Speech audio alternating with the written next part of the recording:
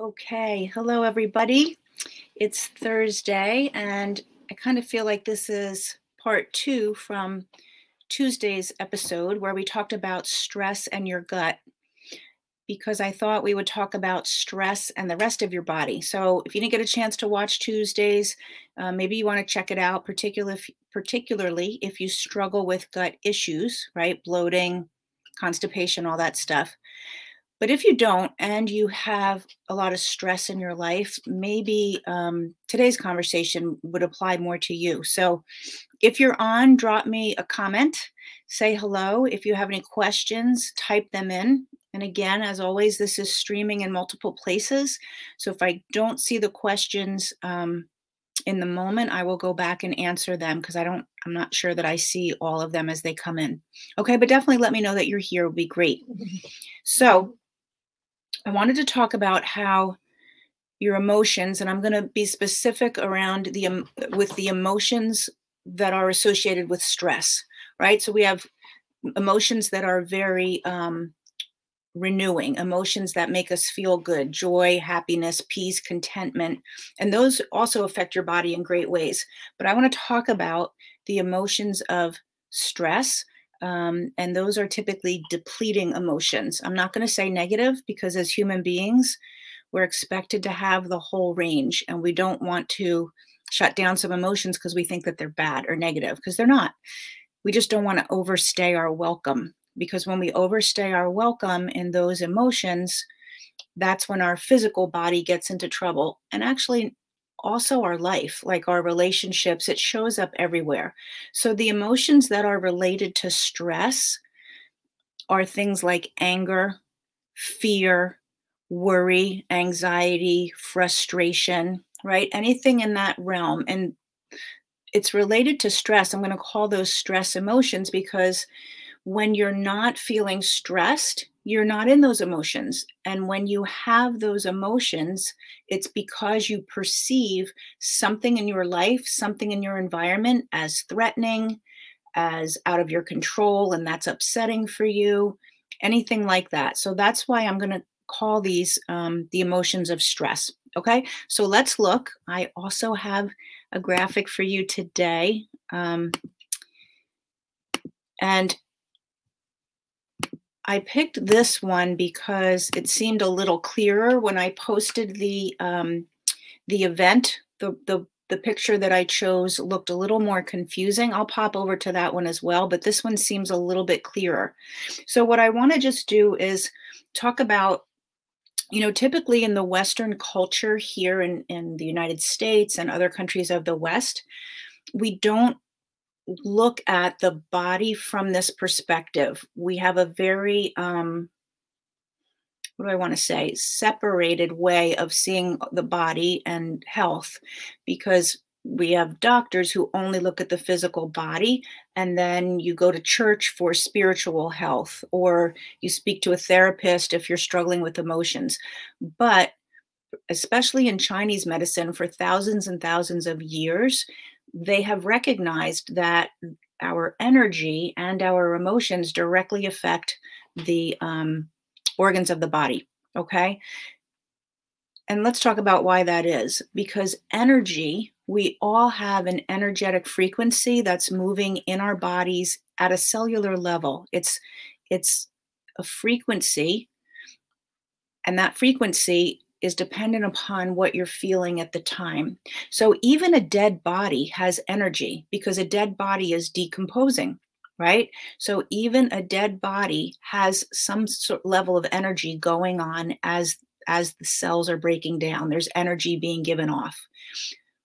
When we're walking around alive and well, we feel like we're solid mass, but we actually, if you got down and looked at the cellular level, the atoms are always moving right up next to each other, and the speed that they're moving at is the frequency of the energy.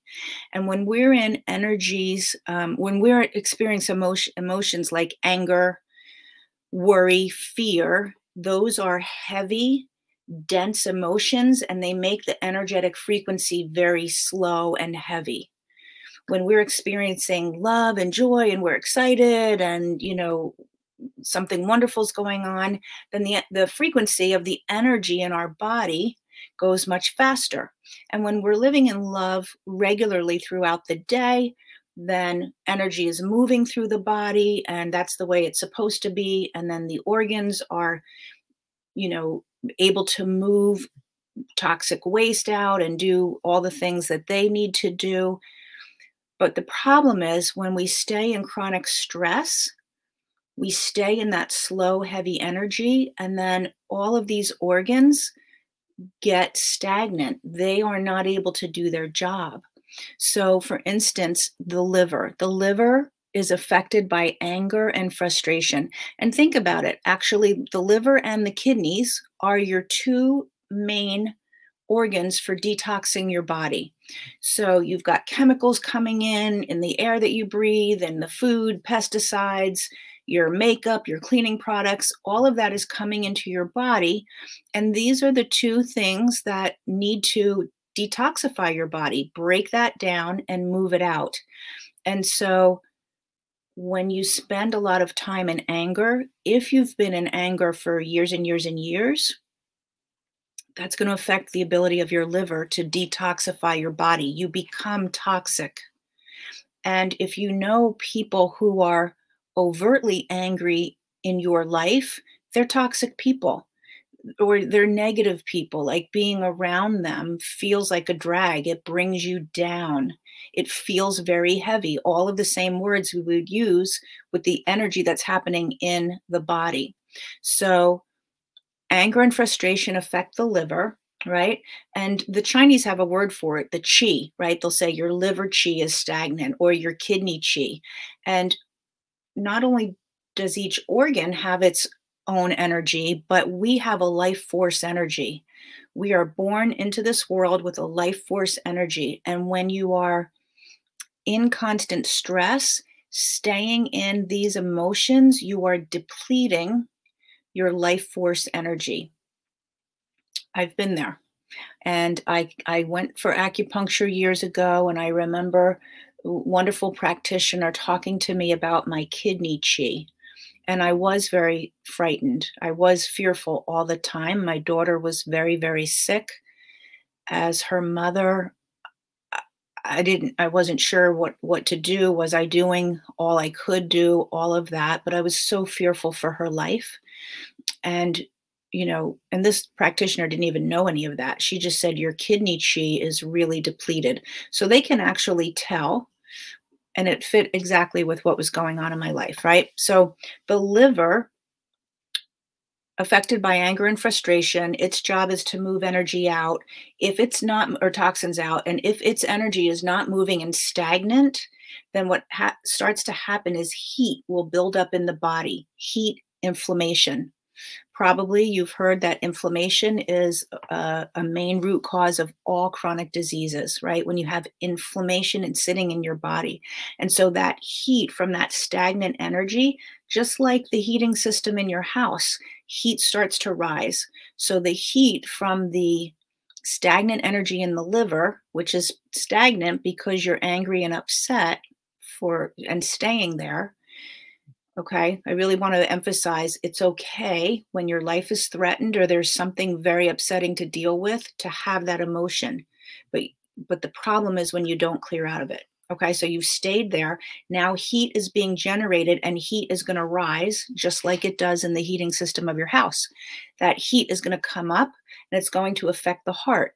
So you might not notice that your liver isn't detoxifying very well, but you might notice your heart is always racing and you have heart palpitations or even chest pains. And a lot of times when I'm working with clients and we're talking about where they're stuck and their emotions, and they're upset about something, and I'll say, where do you feel that in your body? And they put their hands here above their heart. Okay. The heart itself is directly related to hate and impatience, but I'm jumping ahead a little bit. But the liver is going to affect the heart if it's staying stagnant. Okay. if the heart is being affected and you're still not clearing things out and that heat continues to rise, it's going to come up into the skin. And then you see rosacea, you see acne, and the skin, interestingly enough, is a third way that your body detoxifies itself. So if the liver and the kidneys are being overloaded, not keeping up with the level of toxins that you've got, their job is to send those toxins to be excreted out, right? In either way that we excrete things out. And if that's not happening, they will come out in your skin. And the redness of rosacea is the inflammation, and acne is toxins that are coming out through the skin because they're not being excreted the right way, the way the body would prefer. Okay. But I do want to point out hate and impatience with your heart, because that comes from unforgiveness. Something's happened and you're not able to forgive, and that's going to affect your heart. And it really comes from hanging on to hate, which is such a strong word, but I'm not going to sugarcoat it. Okay, that's what it is. So as you look through at this chart, you can see the spleen and the stomach. So the spleen is really related to digestion and the stomach. So when you're always nervous and worried, and that's what we talked a lot about on Tuesday, really the digestive system, the stomach, and then even the colon, how that's all impacted. So I won't go into depth here because I did that a bit on Tuesday. All right.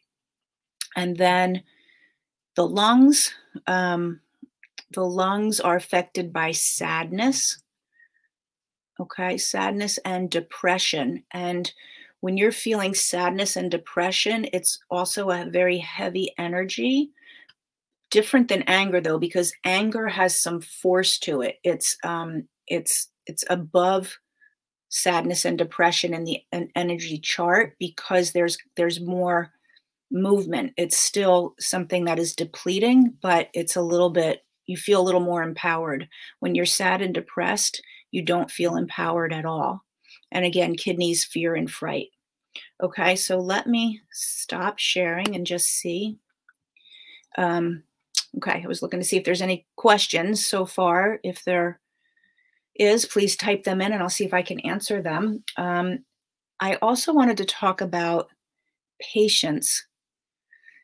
So patience is related to the immune system.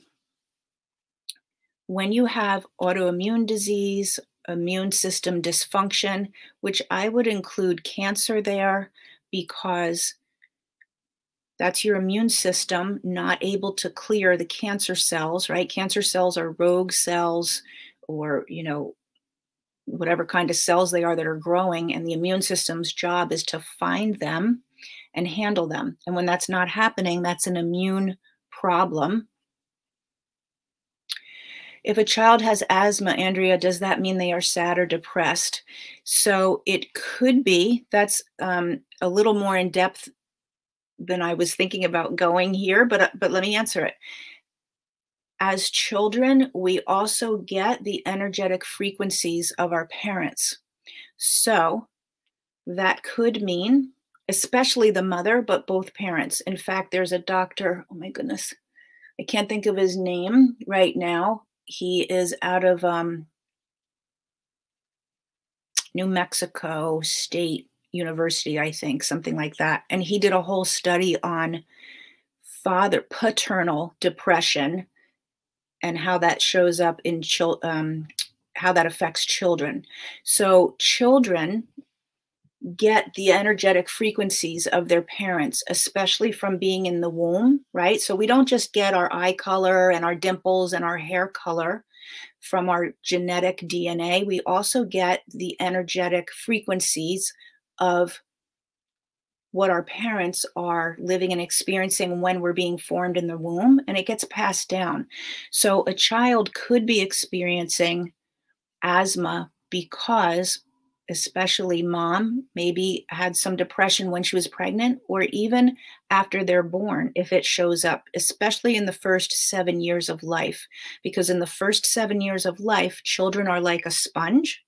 Their brain is not capable of deciding what's appropriate or not, or what's true or not. They just take in and absorb, and they will feel the parents.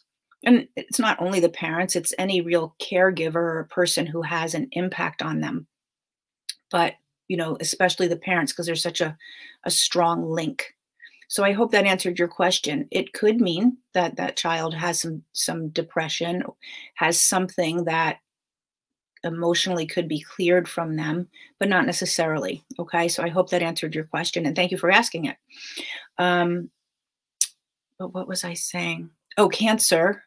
I think I was on cancer. Um, yeah. Okay. Good. You're welcome. Um, so Andrea says thank you. So cancer is very much related to anger. And Dr. Ben Johnson is an oncologist, a medical oncologist who has done a lot of research. He's been a co author with Dr. Alexander Lloyd on the book Healing Codes. And he talks about how, he'll say, I have never met a cancer patient who did not have an anger issue, a forgiveness issue, right? It's not something that maybe you're thinking about every day, but there's something maybe somebody did when you were a child. Maybe you got divorced 30 years ago and you are still not forgiving. Yes, the thyroid is very much related to emotions, Andrea. Andrea's asking, does the thyroid have any significance? The thyroid is very much related to emotions. So I have thyroid autoimmune issues. I was diagnosed with Graves first, then Hashimoto's. And I remember asking the endocrinologist, I was doing all of the normal medical stuff. And I asked the endocrinologist, why does that happen? How did I have Graves' disease and now I have Hashimoto's? And she said, we don't know. That's just what happens. And I was put on a medication. And that was years and years ago. And that was actually, I'm so grateful for that, because that started me on the journey of looking elsewhere for my answers. And I grew up in an alcoholic household, which I mentioned on Tuesday. I had a lot of stress and trauma in my life. And when I say trauma, again, as I said on Tuesday, we all have trauma. It doesn't have to be something major. Life can be traumatic. We're living in traumatic times right now. People are getting traumatized by just hearing what's on the news, right? So, but I had a lot of significant issues. And when I took that on, and let me just say, the emotional piece of it was the last thing that I took on, because as I started to do research, and this was, like I said, many years ago, I found information on food, right? Oh, I changed my diet. I found information on detox and that toxins staying in your body contribute. The thyroid is very much related to liver health if the liver's not doing a good job, and the adrenals. So if you're stressed, the adrenals are pumping out cortisol, and in a physiological point of view, cortisol will disrupt thyroid hormone production. Like, it'll actually disrupt that metabolic chain. Okay, so there's the relationship to stress, cortisol. So I worked on getting my adrenals supported and calming down my stress level. But nobody had talked to me about my emotions. And that was the final piece, because doing the diet, detoxing my body, supporting my adrenals, all of that got me much better than staying on a prescription did. Frankly, the prescription just kept me where I was at, but put thyroid hormone in where I wasn't making it. But when I actually took on, wow, what are the emotions that I have stuck in my body? Why was my liver so challenged? Not only because of our environment and what we breathe in, but what was it about me and my body that I needed to address that I hadn't yet? And that's when everything clicked. Yes. So totally thyroid is related. It's also, think about, and there's another book. I'm throwing books out at you, Andrea, but they're worth it. It's called Anatomy of an Illness, I believe. Anatomy of an Illness. And that book talks about you can relate emotional things to every illness that there is, and thyroid is anywhere where someone has not been able to have their voice in their life. So maybe they grew up in a household where it was children are seen and not heard. Nope, because I said so. Nope, not interested in hearing what you have to say. You're the kid, we're the adults. Like just that. I don't want to go to summer camp. Too bad, you're going. Like that kind of thing, right? Or you're now married to somebody and you have the experience that you're never listened to and your voice isn't being heard. Develop either cancer in this area or thyroid issues. All right. So, when you start to think about it, 99% of the time, the people that I work with go, oh my God, I totally see. I can absolutely see how that in my past, when we look at it from this lens, we're just looking at it through a different lens, right? Western medicine looks at it through one lens. This is a different lens. When I look at it through this lens, I see the missing links. I see the puzzle pieces that, you know, weren't available to me when I was trying to work. I'm saying generic, right? That's what the clients say. That's what I see. So hopefully you're seeing something about yourself. And Andrea says, does sound like you are, Andrea. So I'm glad, because now you can, if you're struggling with health issues, you can look and see what are the emotions that I tend to live in. And then, really look at it from the perspective of thank you symptoms, thank you disease, because you are the red flag that's telling me how off course I am in living my life, right? That's what happens, is the body is saying, I can't do this anymore. With autoimmune issues, one one will lead to another. Typically, people get multiple autoimmune issues because they go to the doctor and they get a medication, but the medication just manages the symptoms, right? You get put on something for pain relief, or you get put on a medication to make you go to the bathroom, but it doesn't address why your digestive system is off.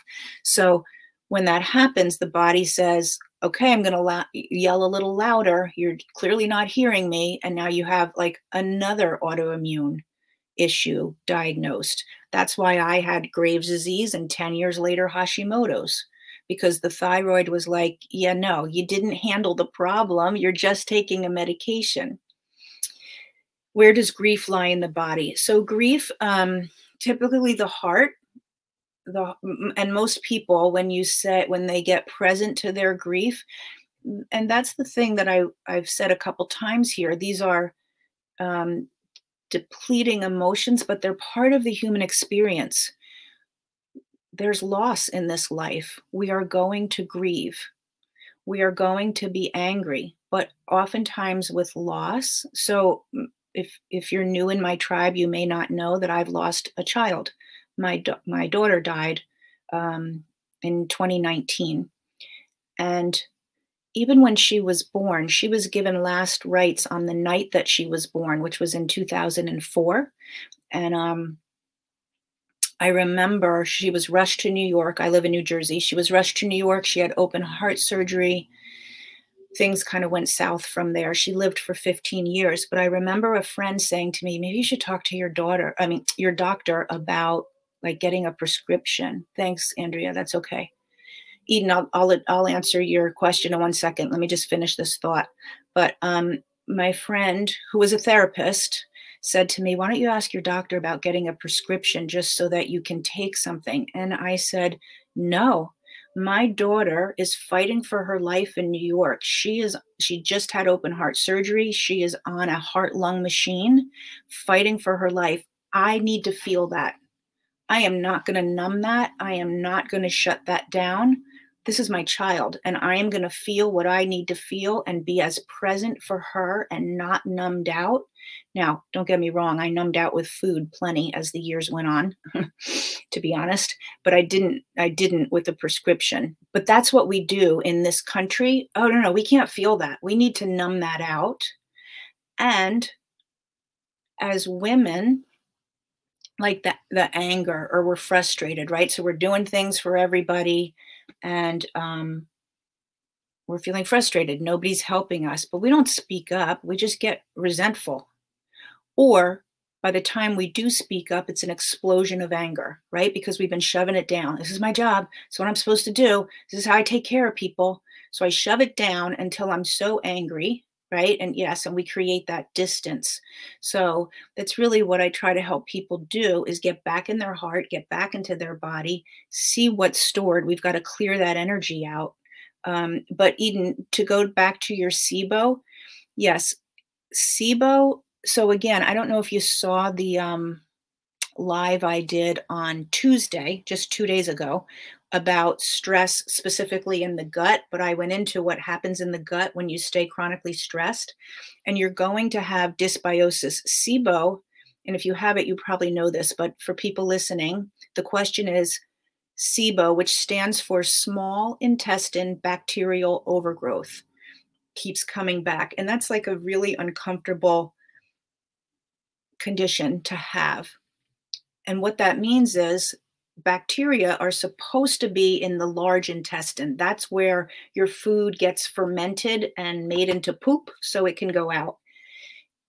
The bacteria, when you get like a thriving colonies of not so great bacteria that are not helpful, and they start to move up, and they move up into the small intestine rather than staying in the large intestine.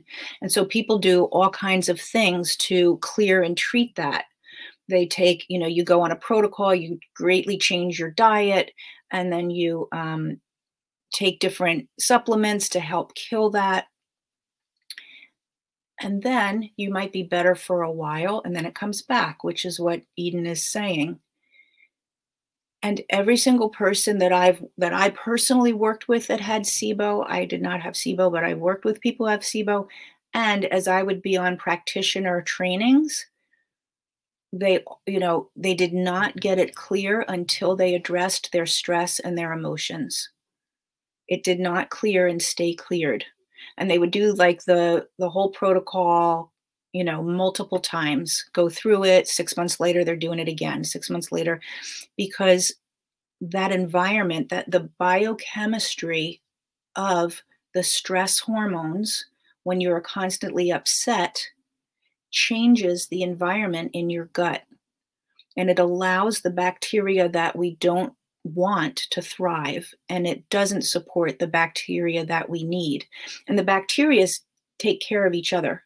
The bacterias are communities, and the good guys can handle the bad guys when we've got enough thriving good guys and not too many bad guys. It's kind of like the schoolyard. This is how I picture it. Bullies in the schoolyard. You got a couple of bullies, but the rest of the kids are not really affected. And the bullies, they hang out and they do their thing. They're there, but they don't really cause a problem. But once they realize nobody's stopping them, they start to really cause a problem and move in and take over the turf. And now the other kids, step back and let them. That's kind of what happens with the bad bacteria. So I don't know. I hope that helps your question, but it's the biochemistry. When you are upset, there's a cascade of chemical reactions and hormones that are released into your bloodstream. Same thing when you're sad, same thing when you're grieving. So if you need to be upset, but then don't overstay your welcome. And when you think you're shoving it down and you're not dealing with it, the only thing that's happening is it's staying in the soft tissues of your body. That's all that's happening. So that's really why I totally have gone to just working with stress with people, because there's a million people helping with gut health and helping with detox and all of that. You can go do those protocols. Not a lot of people are really working with you on your stress and emotions, number one. And number two, I think that is the place, because everything else is going to spring from that. If you don't have that handled, everything else is going to fall short. Okay? All right, half hour. I love when I keep it timely, because I know that people have things to do and are busy. But I appreciate you being on. I hope it was helpful. Andrea says, sometimes anger feels better than being sad. Absolutely, because the anger is above. You know what? Next week we'll do, Andrea, and I'm trying to do them on Tuesdays and Thursdays consistently, so you could know if these are topics that interest you. But I'll go over the emotional frequency chart, and we'll look at that and where the different emotions lie. Okay. All right, awesome. So have a great weekend, and I will see you next week. And the replay will be available in a little bit. Okay, thanks so much. Bye.